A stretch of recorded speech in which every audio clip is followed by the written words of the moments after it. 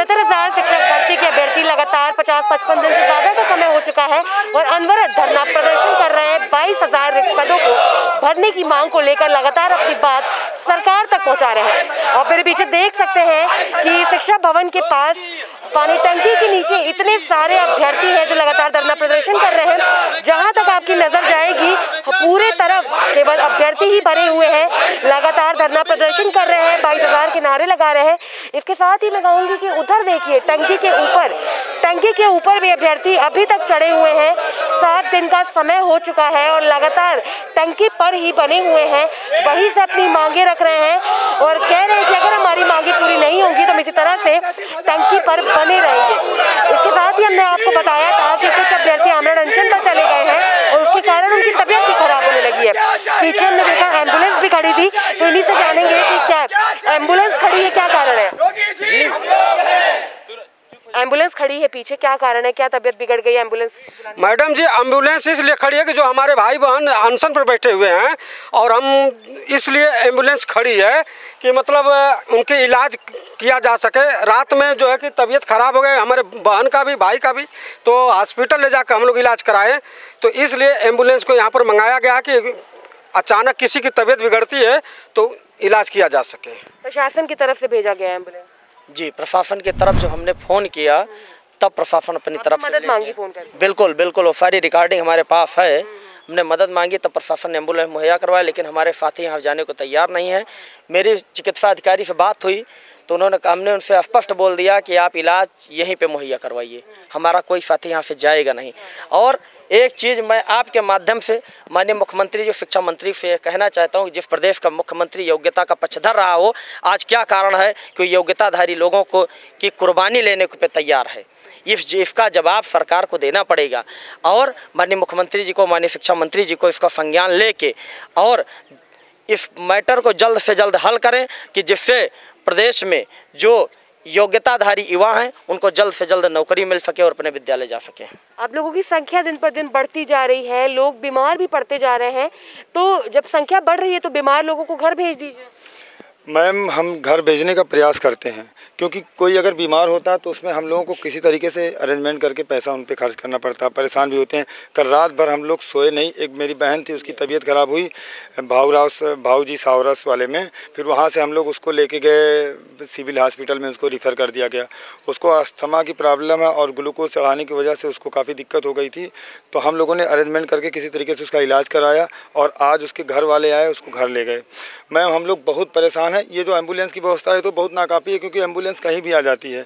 व्यवस्था ये होनी चाहिए। देखिए हम लोग का कचरा कल एक मैंने वीडियो वायरल किया था, कचरा नहीं उठाए कचरा वाले हम लोगों का। क्या हम लोग दुश्मन हैं इस मतलब समाज के? हम लोग की बहनें वहाँ पर खुले में स्नान करती हैं। मेरी एक बहन कल वहाँ पे नहा रही थी, 4 बहनें वो पर्दा लेके खड़ी थी। क्या ये इसको देख के लोगों को, सरकार को शर्म आनी चाहिए कि हम योग्य अभ्यर्थियों को इस तरीके से नहीं छोड़ा जा सकता। और भी हमारे बहनें हैं, ये आपको बताएंगी कि मतलब किस तरीके से इनके साथ में प्रॉब्लम हो रही है। क्या क्या दिक्कतें आ रही हैं यहाँ पर? लड़कियों को तो मतलब इंटरनली सब कुछ प्रॉब्लम होती है, और फिर चाहे मान लो बॉयज़ हैं कहीं भी चले जाएंगे, पर लड़कियों को तो नहाने के लिए, यहाँ तक कि फ्रेश होने के लिए भी जगह चाहिए होती है। यहाँ पे एक ऐसी भी मतलब एक दीवार नहीं है, आड़ नहीं है जहाँ पे लड़कियाँ अपना मतलब फ्रेश हो जाएं। मेन चीज़ सरकार की सारी संवेदनाएं मर गई हैं। हमारे भाई जो ऊपर चढ़े हुए हैं उनका फेस आप देखें, मैं कह रही हूँ कोई आ नहीं सकता है, पर आपको मीडिया के माध्यम से सब कुछ दिखाई दे रहा है। ऐसा नहीं है किसी को भी पता नहीं है। ये हमारे 5 भाई जो धरने पे 6 भाई बैठे हैं और एक बहन बैठी है, 7 लोग बैठे हैं। उनमें से 2 लोगों की तबीयत इतनी ज़्यादा ख़राब हो गई है और एक लड़की जो धरने में मतलब अनशन पे नहीं थी पर उसकी कल तबीयत ख़राब हो गई है, वो हॉस्पिटल गई है, उसको रेफ़र किया गया है वहाँ से इतनी ज़्यादा। अब आप ये देखिए कि 69,000 जो भर्ती थी वो पहले 97,000 पे निकलने वाली थी, पर अपने वादे से मुकर गई। 72,000 जो वैकेंसी 2011 में आई थी वो 2015 में कंप्लीट हुई, उसके 6,000 समथिंग कुछ पद थे, वो 68,500 में जोड़े गए। किस नियम से जोड़े गए? मैं ये पूछना चाहती हूँ बेसिक शिक्षा मंत्री से कि किस नियम से वो जोड़े गए? नियम जनता के लिए होते हैं या जनता नियमों के लिए होती है? मैं उनसे ये पूछना चाहती हूँ।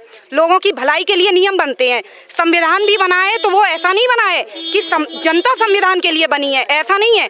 जनता को ध्यान में रख के तब संविधान बना है, तो कोई भी नियम बनता है वो जनता को ध्यान में रख के ही बनता है। ये प्रूफ है मेरे पास, ये जो 6000 समथिंग पद जो हैं वो 68,500 में जोड़े गए हैं। तो 69,000 में जब 68,500 में कैंडिडेट नहीं मिले आपको उतने, तो फिर 69,000 में जब आपको पद से ज़्यादा दुगने कैंडिडेट मिले हैं तो आपको जोड़ने चाहिए।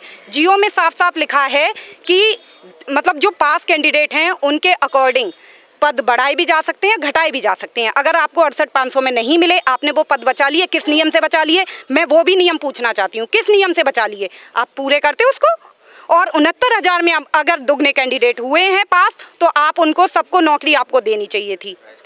क्या संवेदनाएं बिल्कुल मर गई हैं? हम लोगों की पीड़ाएं जो भी हैं वो यहाँ दिखाई नहीं दे रहा। दूसरी बात, कोई आता नहीं है यहाँ देखने कि बच्चे मर रहे हैं या जी रहे हैं, क्या है। उनके अपने बच्चे होते, मंत्री इतने हैं, कोई भी अपने बच्चे को यहाँ एक दिन बिठा के दिखा दे, मैं बता रही हूँ कि उसे सब हकीकत पता चल जाएगी। यहाँ 60 दिनों से मेरे भाई बहन बैठे हैं, 60 दिनों से बैठे हैं, और हम लोग जब तक लेंगे नहीं अपना हक नहीं लेंगे, तब तक हम लोग यहाँ से जाएंगे नहीं, चाहे मर जाएं।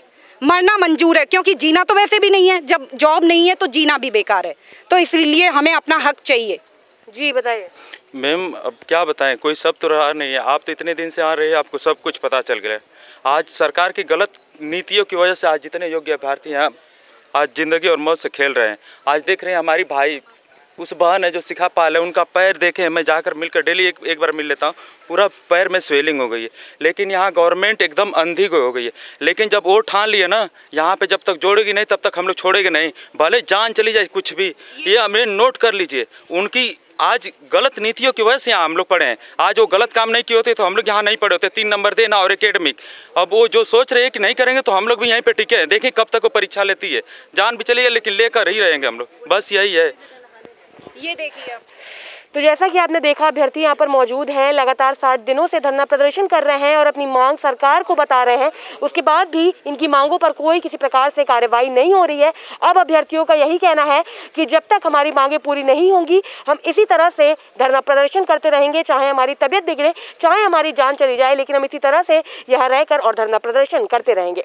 फिलहाल के लिए इतना ही। कैमरा पर्सन अनुराग के साथ मैं शिवांगी, JMD खबर, लखनऊ।